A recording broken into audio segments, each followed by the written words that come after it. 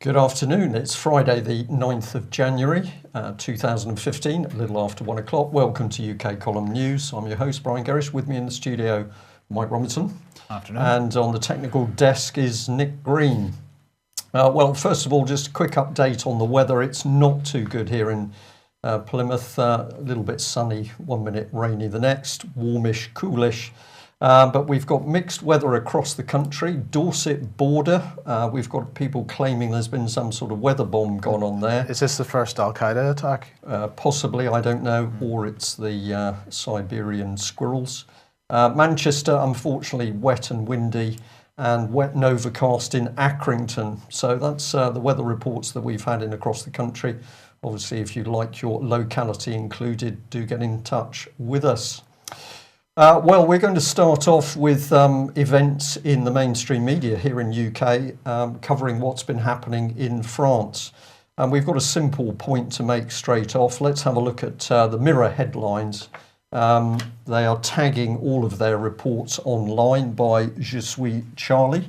This is in support of the journalists in France. Interestingly, not all the mainstream papers have gone with this, but others have. Here's the Manchester Evening News, and they're also saying Je suis Charlie. We're going to say very strongly that UK Column is going to say Je ne suis pas Charlie, because we disagree with a lot of the news and information coming through on this issue by the mainstream media. But we'll also have a reminder that The Guardian is continuing to push out the propaganda and sensationalism over the so-called Charlie Hebdo attack. And they are still running this bright red warning page to highlight news on the subject. I haven't checked the Telegraph today, but yesterday the Telegraph was certainly doing this as well. So seems that we've got quite a few of the mainstream press hand in glove with respective governments, Mike. Yeah. Well, yesterday, obviously Nigel Farage created some controversy. He said, well, we have, I'm afraid, and mercifully it's small, but we do have a fifth column within our countries. And he's been vilified by other political so-called leaders who accuse him of cynically using the attack on Charlie Hebdo offices to further his agenda regarding multiculturalism. Everyone has assumed, of course, that Farage was referring to Muslim extremists when he was using the term fifth column. And perhaps that's the correct conclusion to come to, but it's not clear from the comments that he actually made, if that's the case. So I thought we would have a look at who this fifth column might be if it isn't Islamic extremists directly. So the so-called Islamic attack on Charlie Hebdo offices were preceded by attacks on 4 mosques in Sweden over the New Year period, which brought out a whole bunch of people in protest.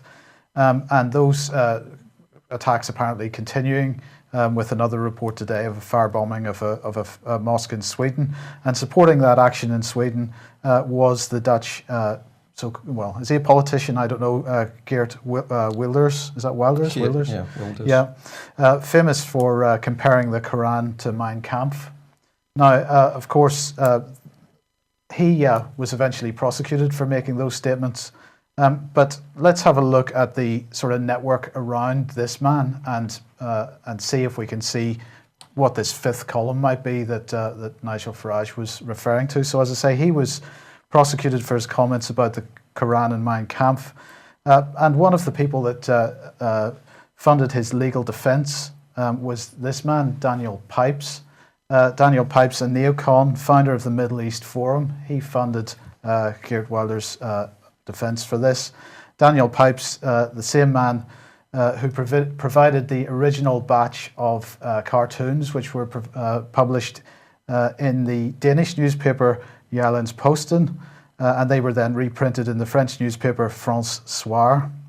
And a friend of Daniel Pipes is Robert Spencer, and Robert Spencer, he founded Jihad Watch, the think tank in the United States. And Jihad Watch, in turn, is part funded by the Council on Foreign Relations, the organisation which authored the Clash of Civilizations policy in the first place via Samuel Huntington, and his mentor, Bernard Lewis. So in 2010, then we published an article, I wrote the article, this is it, Who's the Enemy? Published on the UK Column website if you want to go and read it. I'm just going to quote a little bit from this. It starts off by saying the entire Islamic fundamentalist movement is British foreign policy, the fifth column, which has been inhabiting our establishment as well as that in the USA since the end of the Second World War, financed by moneyed interests in the City of London, and Wall Street is the true source of Islamic fundamentalism. The godfather of this policy is Bernard Lewis, born in 1916 to middle-class Jewish parents in Stoke Newington. Lewis gained a doctorate in the history of Islam from the University of London School of Oriental and African Studies. During the Second World War, he was a military intelligence officer and later seconded to the Foreign Office. He doesn't want to give any further details about his time working for either of those organisations, but after the war, he worked as a lecturer at the School of Oriental and African Studies, and in 1949 he was appointed to become the new chair of the Near and Middle Eastern History. In 1974, posted to Princeton University Center for Advanced Studies, and then he went on to get in bed with Zbigniew Brzezinski, and he was with Brzezinski, architect of the Ark of Crisis policy, which fomented Muslim Brotherhood fundamentalism all along the southern borders of the Soviet Union. And in fact, those provocations became known as the Bernard Lewis Plan. And then eventually he coined the term Clash of Civilizations, which first appeared in Atlantic Monthly article that was written by Lewis, and it was called The Roots of Muslim Rage, published in 1990. And then Samuel Huntington took up the term Clash of Civilizations, publishing that in the Council on Foreign Relations magazine, Foreign Affairs. And so it went on. Lewis then continued to write about this subject, and he said that in 1992 he wrote that most of the states of the Middle East are of recent and artificial construction and are vulnerable to such a process, talking about incitement of fundamentalism. In the central power, if the central power is sufficiently weakened, there is no real civil society to hold the polity together, no real sense of common national identity or overriding allegiance to the nation states. The state then disintegrates, as happened in Lebanon, into a chaos of squabbling, feuding, fighting sects, tribes, regions, and parties. And he went on to in 1998 then he wrote an article called License to Kill, Bin Laden's Declaration of Jihad, and in it he prays on Bin Laden's declaration of jihad versus Jews and Crusaders, saying it was a magnificent piece of eloquent and at times even poetic Arabic prose, which reveals a version of history that most Westerners will find unfamiliar. So perhaps that's the fifth column that's work in Britain, but it's not that's being presented in the mainstream news, because Islamic fundamentalism is not being driven by Muslims, it's being driven by a few white men who might be said to have Judeo-Christian backgrounds rather than Muslim backgrounds. Well, the minimum we can say, Mike, is that it doesn't take much investigation to start absolutely ripping apart the organisations that the mainstream media is pushing through and saying these are the people who we should be paying attention to, this is the truth, this is real.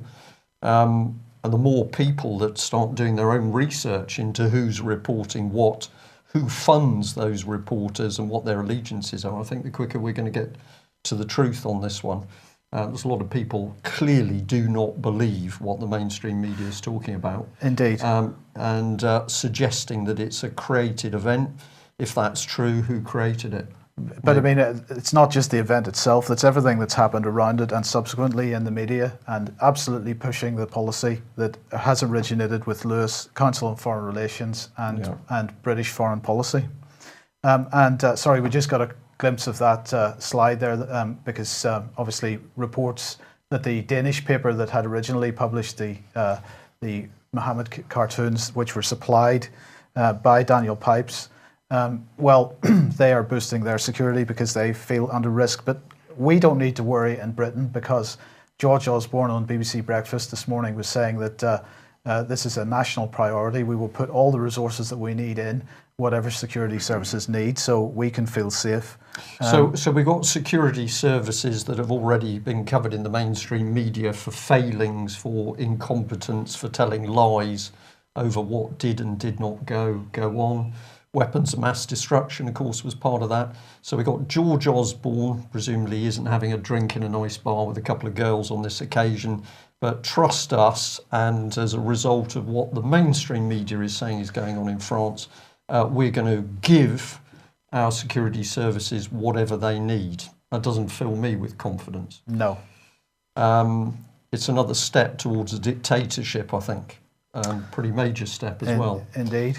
But if you do want to, obviously today there's news that that there's a standoff in the northeastern areas of Paris. Multiple helicopters, police, guns, and I believe a hostage taken as they try to track down the alleged shooters from the original event. And if you want to keep tabs on what's going on with that, well, instead of going to The Independent or some of these other places, perhaps you might consider going to 21st Century Wire, who are keeping live updates going on the front page of their website for what's going on. And I'll say that Patrick Henningsen has done some good work on what's been going on, but one of the comments I paid attention to, he said, isn't it amazing how we suddenly are hunting for suspects in the woods, where, of course, there's no public eyes to see what goes on. So he was predicting that probably there would be bodies appearing, but oh dear, shot by the police. Nobody is aware of the circumstances, and that's two more people who can tell no lies. Now, obviously, quite a lot of controversial comment going on the internet and in various publications. Some people supporting the approach of Charlie Hebdo, absolutely. Others not quite so certain. And this was tweeted out. And I'm just showing this because it's typical of quite a number of tweets that I saw from various sources today, really making a point about this. And, you know, as I say, some people may find that a pretty controversial position. But I think it reflects the point I'm trying to make this morning, that this situation with Islamic extremism in the world is engineered. You know, this cartoon reflects that, I think. Yeah. And when we decided we were going to put alongside UK column Je ne suis pas Charlie, that meant that basically we started to have a look at what other people were saying. And if we just come back on screen, please, Nick. There we are. We could say if we put in Je ne suis pas Charlie into Google, you start already to come up with people who are being critical of what we are seeing occur. So they're putting in some very good statements. Nobody wants to see anybody killed. But let's come back to the type of material that was being pumped out by this press organisation. So many people just not rolling over to agree with the mainstream press that all is well. I just need to do a double check here on what we're looking at here. That seems to be okay. There we are. It doesn't happen live on the BBC, but of course you're with the UK column, so we can do things in a different way. Well, if we're worried about how our minds are interfered with by the government, we're going to return to the topic that we were looking at yesterday, where we had started to draw people's attention to the Cabinet Office and the Behavioural Insights team. So we're being pretty outspoken here because we're calling it a viper's nest of behavioural change in the heart of the UK government. We now know that the Behavioural Insights team is connected with government but busy telling porcupines that it's not part of government. Why would they do that? Well, we think we'll be able to show that quite clearly. But the reality is that the Behavioural Insights team is a company. It's one of the new community companies. It's been pushed out of 10 Downing Street in the Cabinet Office where it started. It is owned by the UK government. It is owned by the employees of the Behavioural Insight team. And it is also owned by the so-called charity Nesta. So we've got a group of individuals who claim they are independent of the government. In fact, they're absolutely in bed with the government, and their job is to introduce behavioural change in all of us throughout UK, change in what we believe, change in how we behave, and a change in our values and morality, all in accordance with the wishes of these people. And what sort of people are driving this? Well, a good place to start is Dr. David Halpern, who's the Chief Executive of the Behavioural Insights team, and he is the man who was a co-author of Mindspace, which is a document talking about how the government can use applied behavioural psychology to change what we believe. This is not theory, this is reality, and we've now seen with events in France massive coordinated propaganda to have us believe that we're all going to be murdered in our beds by Muslims. Well, interesting that the Behavioural Insights team has been absolutely in bed with their French equivalents, and maybe the events in France at the moment draw particular attention to this. And this was an expose by the UK column several years ago. We are the only news outlet to have covered this material, but we broke the details of meetings facilitated by the Franco-British Council, which brought together the British government's behavioural insight team with French behavioural change gurus, indeed people who were connected directly to French President Sarkozy. And in the little box below is a gentleman, bottom left, Oliver Willier, who is one of the most renowned behavioural change men apparently in Europe. So let's just have a little look at Nesta, because this is a very powerful charity that somehow is working alongside the government to change our views and values and perceptions. What can we say about them? Well, do your own research, but you are going to discover an absolute web of vested interests, which include bankers, corporatists, local government executives, consultants, social change experts, and others who are literally driving through central government policy but are totally unaccountable to the general public. So we'll give you a few just for a taster. Here we've got David Pitt Watson. He's been involved with matters environmental via the United Nations. He's connected to Deloitte, of course, fingers in pies to do with public sector privatisation, big money. He's been deeply connected at high level with the Labour Party, and he boasts of a book called The New Capitalists.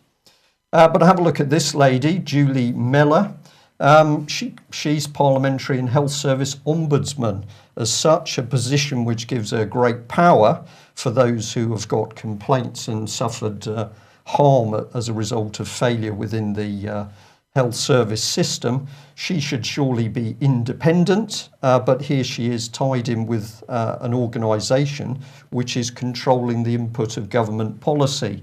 And of course it gets better if we have a look at her, because formerly she was PricewaterhouseCoopers consulting on healthcare. So you slide across from the private sector at corporate high level straight across into an independent parliamentary ombudsman job. Trust her.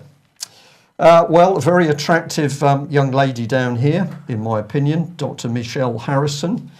She's been Chief Executive of the Government Public Sector Practice and TNS Social Research. She says that she regularly facilitates high-level policy and strategy meeting across government, but she's also involved with behaviour change at the Blavatnik School of Government, and I think Mike's going to just show us a little slide on that in a minute. It gets better. Here we've got Sir John Chisholm, Nesta Chair, ex-CAP Scientifics Limited, SEMA Group PLC, and the big defence conglomerate Kinetic Group PLC. And just so that he's got a finger in all the pies, he happens to be chair of the Medical Research Council and is one of the driving forces on the Human Genome Project within the United Kingdom.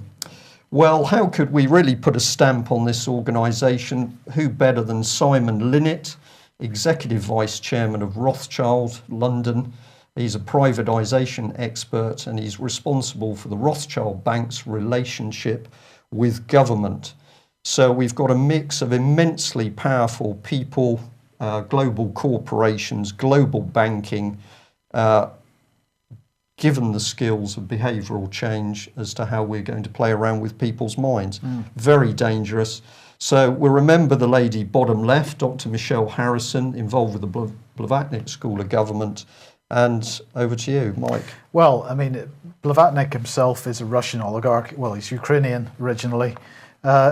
He set up the Blavatnik Family Foundation, and but most of his money comes from a conglomerate of companies called Access companies, and they've supported many philanthropic causes over the years. British Museum, Tate Modern, and all these kind of things. So he's obviously a fine, upstanding pillar of the community. But he gave £75 million to set up the Oxford University School of Government, which is where this is all seems to have come out of. So it began accepting students in 2012, September 2012, and Harvard has also announced a $50 million donation from Blavatnik's foundation. So he gives money to all these kinds of places, but he is, unfortunately, a Russian oligarch, and many of the business interests so his money is now being used to train the British civil service, government, local government people. And what are we training them in? We're training them how to manipulate with people's minds through applied psychology. That's it. But trust us, Russian oligarch, no problem at all. What are Britain's security services doing? Well, they'd rather have us focus on problems in France at the moment. But if you take the larger issue with the situation with Britain and Putin, particularly, which is a very personal fight, it seems. You've got Russian oligarchs setting up schools of government, which are then churning out students which are going to work within government. Well, what kind of attitude are they going to have to what is the content of the course that they're being taught in the School of Government, and what attitude is their foreign policy going to present as a result? Yeah. With regard to Russia. You follow what I'm saying? I do. Yeah. We'll leave that in people's minds. Let's come back to the network of what is really going on inside Britain. It is not David Cameron, it's not Nick Clegg or the Miliband brothers driving policy and agenda. This is coming through this system, through the civil service. So we're going to go back to the UK Columns exclusive network that we did, warning that the British government was openly stating that it had set up these very powerful people to affect how we behaved, what we thought.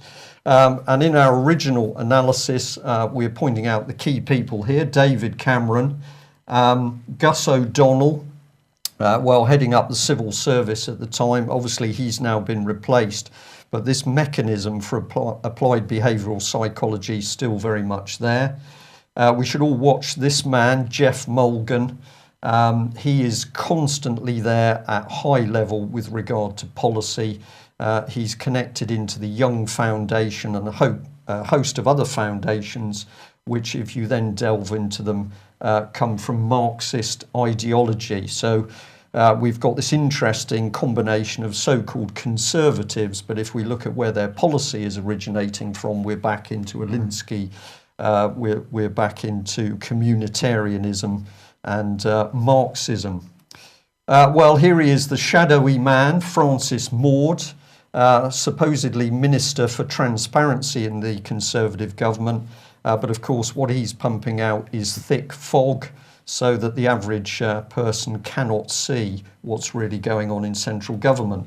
And of course, this immensely powerful woman, Julia Middleton, founder of the political charity Common Purpose, and of course she now openly boasts on her website that David Cameron is promoting Common Purpose political agenda on a daily basis.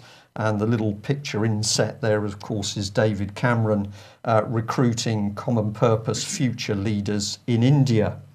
But this is where it got very messy, because the Franco-British Council, another so-called charity, hosting closed-door meetings, including in the residence of the British ambassador in Paris, meeting up with people like the gentleman we've mentioned, Oliver Willier, this expert on behavioural change and modification, who was reporting directly to Sarkozy.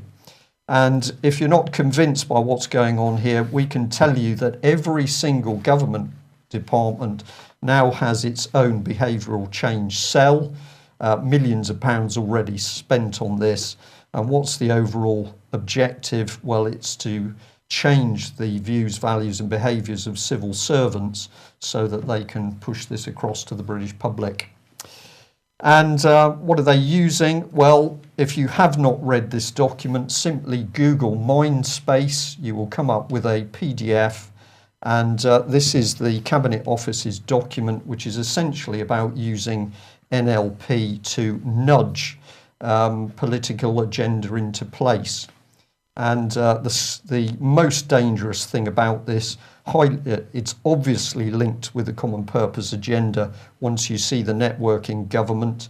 But the Mindspace document casually says that the techniques allow the government to change our behaviour, and people will not know that they've had their mindsets changed. So if we come back to the men behind the problem, and the key problem here is NLP, have a look yourself at the type of men these two are, John Grinder and Richard Bandler. We've got a mixture of psychology and computer science. Many people say this is pseudoscience, dangerous in the wrong hands, particularly when a government can implement policy and make changes in our behaviour that we don't know about. So a little bit of insight, I think this comes from Wiki, but many people, including actually the psychiatric movement and clinical psychologists, warning about the dangers of NLP being used by untrained and unaccountable people. Unfortunately, those psychiatrists and clinical psychologists don't seem to realise the depth that this has penetrated central government policy making. So the Telegraph a little while ago was report, this is 2010, had Gerald Warner warning that David Cameron's Big Society is a grotesque fantasy inspired by the leftist subversive Saul Alinsky. And we're going to say, well, you're basically right, Mr. Warner, except it's not fantasy, the reality of this dangerous Alinsky Marxist policy we're now seeing at the heart of government. How do we get this across, do you think, Mike, in any easier way? I think that's tricky, isn't it? Yeah. I think we've got to say to our viewers, if we're hitting the spot and giving you a clearer glimpse into how things are really working within the so-called political system, let us know.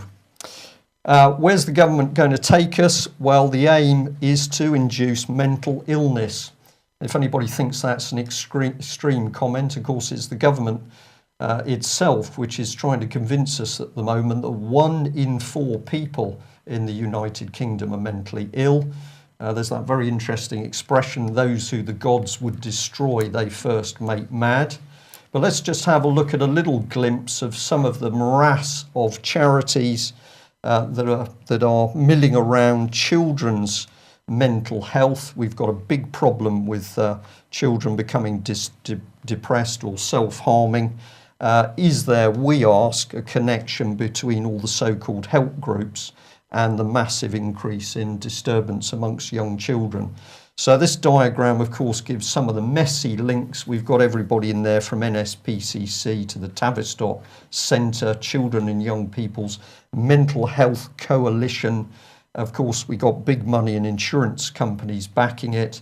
But look who's in there, of course. We've got Ed Miliband. Let's not forget he was brought up in a Marxist household. We've got Tanya Bryan, a chartered clinical psychologist, and Eileen Munro, LSE Professor of Social Policy. We're just going to say It's quite amazing that we've got the government trying to say we're all damaged people. I think perhaps they were taking that 1 in 4 number from Parliament itself. I think it would have to be 3 out of 4, possibly 4 out of 4, but we'll have a debate on that. Well, if you're suffering a bit from the weight of what we're producing this morning, we probably should say to you, what are we going to do about it? Get involved. Get involved, and following the previous successful conference we had, and with the elections coming upon us, we're saying if you can, we would want activists to get along to the park in Telford weekend of the 27th of February, 1st of March, where we want to get into the nitty-gritty of not only what's going on, but what can be done. And the other little ad we've got here is, Waterstones in Peterborough is going to be hosting the official launch party for Alex G's novel, Mindful, which was, I believe, released just prior to Christmas. And this event is happening on Thursday, the 29th of January 2015, from 7 till 8:30 at 38 to 40 Bridge Street in Peterborough. There are going to be wine and nibbles provided. So there is a need of a guest list, catering numbers. They need to get some idea of that. So if you want to go to this, please give Alex a shout at the email address on the screen there, launch@alexg.com, and I'm sure you can have a bit of fun at that. And we're going to say well done to Alex, because he's there with a frivolous delivery, but he's putting across serious subjects, and the mix is clearly working, because people have been picking up with interest. They're having a laugh, but they're also getting the information on those serious subjects. So we're going to say, well done, Alex. Right, well, before we move on, I'll just mention, obviously, there is no live Doomwatch tonight because Alex is reorganising his studio arrangements, and that's going to be the situation for the next few weeks. I got told off significantly because I forgot to load up the episode of Doomwatch that was recorded at the UK Column monthly meeting in December. I was supposed to play that out on the 21st or whatever day it was, and I unfortunately forgot to put it in the playlist. So that is going to go out at 6 p.m. tonight. So please join us for that, I suppose, although it is a pre-record. It was quite a good evening. Oh, it was a very good evening. A very good evening indeed. We will say no more.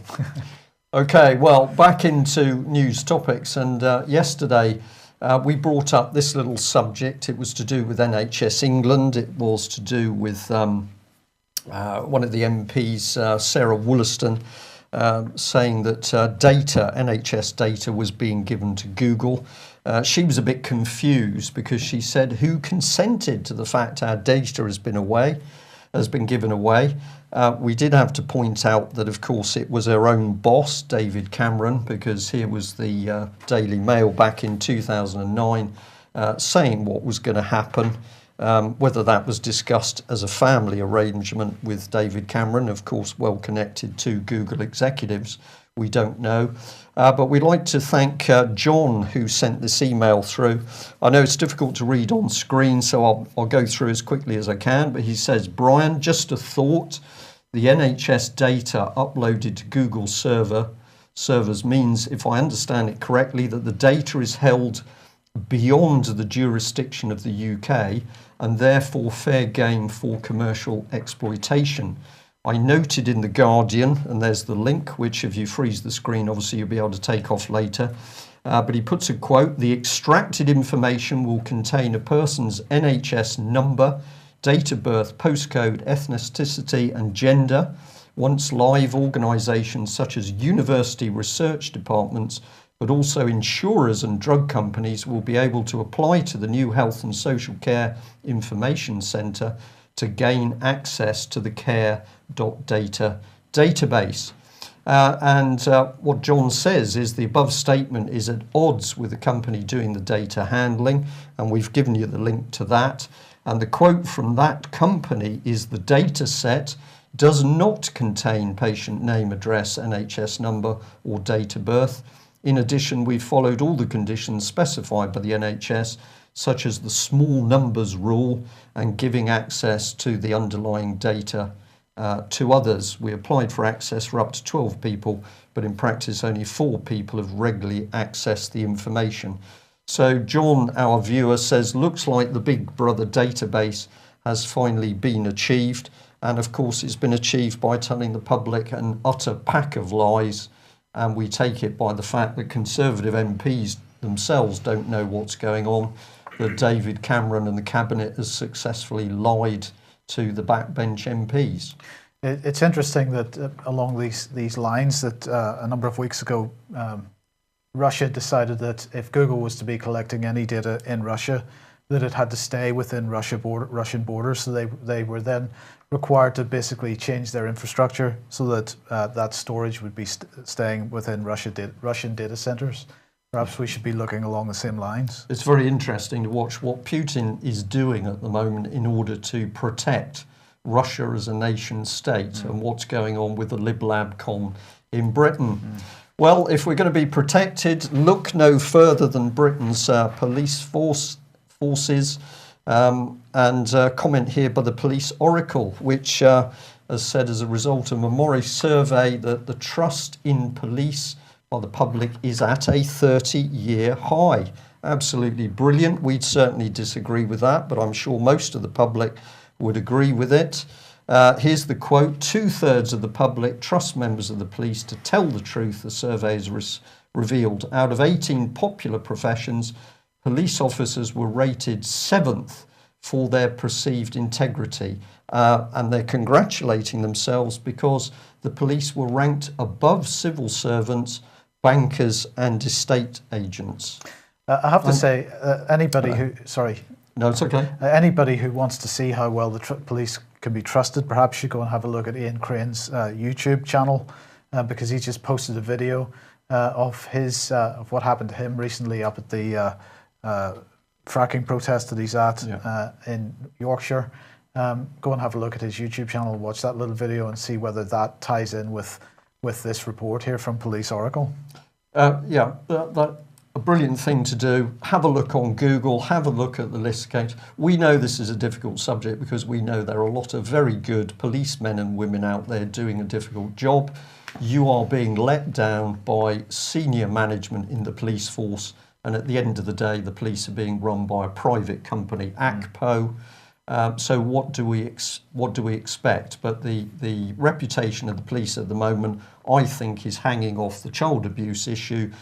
Because we've got evidence-based articles clearly showing that senior police officers worked to cover up and protect child abuse at the highest levels of government. They're still doing it.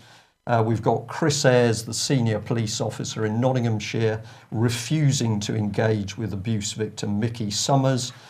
We've had Melanie Shaw, suffered terrible abuse in the care system, bullied and intimidated by Nottingham Police herself. We've got Bill Maloney, who's been working his socks off to get the truth out about the abuse of children in care. Met Police won't engage with him. We've got Ben Fellows recently come forward as a child abuse whistleblower. What happens? His family intimidated by Britain's police, and he's put in prison now pending a trial. So we say it's absolutely time for the good men and women inside Britain's police force to wake up and actually see that their reputation is being sullied by their own senior officers. If you just bring that one up, please, Nick. We just wanted to add here part of the quote because this shows us the rot, in my opinion. Metropolitan Police Officer Graham Whettone said the constant focus on negative events by the government and press was still denting public confidence. And he said there's a continual list of poor stories in the media that seem to be driven by the government and certain sections of the media. Well, Graham Whettone, UK column, is pleased to say to you personally, we're going to continue to drive stories where the police will not and have not done their jobs over exposing child abuse and bringing abusers to book. But what better way for the police to ruin their reputation than to make sure they're paying lots of money to large corporations? So the Manchester Evening News here says how Capita and the Big Four rake in millions from the police And they're pointing out the Greater Manchester Police paid nearly 8 million to Capita and the big four accountancy firms in 2 years. And the force paid, 5.4 million to outsourcing group Capita in 2011-12. So this is part of the problem. You've got the police also in bed with big commercial interests. You've got their common purpose training telling the police to operate outside authority, fraud and corruption drifting into Britain's police forces. I mean, this sums up the absolute disconnect between institutions like the police and the public, because they're basically hiring Capita to run their communications teams, which means that if we make a phone call to them, we have to go through a Capita call centre. Capita is running their media teams, which means if the media want to get some information about the police, they've got to go through Capita. It's a complete disconnect between the public, whether on a professional level or on a personal level. Starting to believe their own reality, Yeah. bunker mentality. Well, probably David Cameron's going to sort it out, Mike, do you think? Well, I did have a laugh at this when I heard it on the radio last night. So David Cameron saying he's going to refuse to take part in television debates leading up to the general election if the Green Party is excluded. Now, why would that be? Of course, just before we discuss that, let's just look at some of the rhetoric around this. Cameron being accused by the other parties of chickening out of the TV debates, making excuses. If the Greens aren't included, I'm not going to play, sort of thing. But actually, there's something else behind this, Brian. I'm absolutely certain that the intention is that the next general election will be a coalition result. And in order to drive that coalition result, they intend to have as many parties taking part in the television debates promoted absolutely by the mainstream media as possible. And if we look back at previous elections, for example, the famous turn the lights off, the last person from Britain, leave Britain, switch off the lights, please, campaign from the Murdoch empire, which ushered in the Blair government, was it? I can't remember which one it was. Doesn't matter. They're all the same. They're all the same. That's why it's so easy to forget which one it was. But the key point about this is that their intention is that this next government will have no opposition. And that, I believe, is going to be the case. All the major parties involved in government together, so there's no proper opposition to anything that they do. Sort of Dutch all-party coalition, single-party state, basically. Yeah, single-party state, yeah. So, where do we go from there? The state of the Eurozone. Yes, finance, right. So, just to close the show, we've got this article here from the Financial Times, and he's saying critical few weeks for the Eurozone. 3 inextricably linked events will dominate the economic landscape in January. The preliminary opinion of the Advocate General of the European Court of Justice on the legality of the central bank bond purchases, that's due on the 14th of January. The decision of the European Central Bank's Governing Council on the size and type of sovereign quantitative easing, due on the 22nd of January, and the Greek election on the 25th of January. Now, the first of those is the situation that the German Constitutional Court has pushed over to the European Court of Justice a decision on what's known as outright monetary transactions. Now, this is not quite the same as quantitative easing, because what happens with outright monetary transactions is that instead of the bonds being bought from the open markets, it is a bond buying exercise, a bit like QE, but instead of the bonds being bought from the open markets, they're bought directly from sovereign governments, from the Greeks, from the Italians, from the Spanish, whatever it happens to be.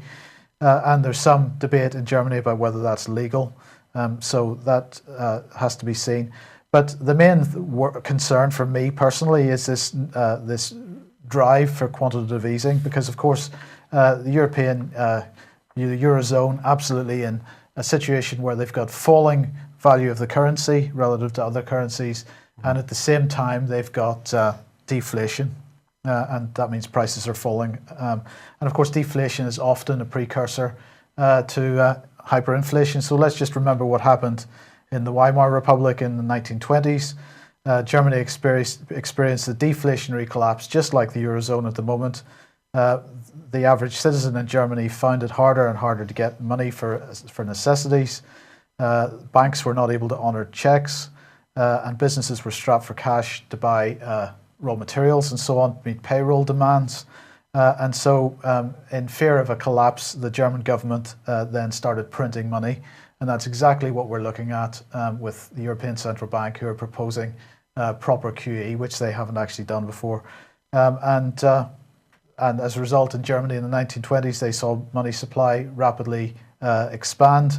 And they also had massive foreign debt. And as a result, the German people lost confidence in their currency. And, well, we all know what happened after that. We're looking at exactly the same type of scenario again. And no answers coming from the establishment. But the answer from us is get going with the Bradbury pound. Exactly. Change the system and deal with the banks. Well, we'll end it there. We'll say don't forget there is a rerun of this news at 2100 tonight. That's 9 o'clock. If you prefer the 12-hour clock. Yes, you're right, 9 o'clock tonight. I had to think about that for a moment. And that second UK column news seems to be going well. So if you want to see the programme again, that's fine. But if you've got friends, families and others who haven't yet watched an edition of UK column news, perhaps you'd point them in our direction at that time. And to all the people who are involved with parties out there, we're getting an increasing amount of communication from people who are starting to think about electioneering.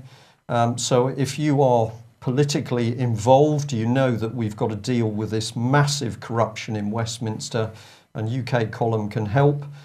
We're delighted to help provide information or help broadcast information which helps the truth come out. But until we deal with the behavioural change within the civil service and government, and until we get some decent people in Westminster, this country is going to continue to go in one direction, and that's down. We can stop it, but it's up to us, it's up to you. Thanks for joining us. Bye-bye. Bye-bye.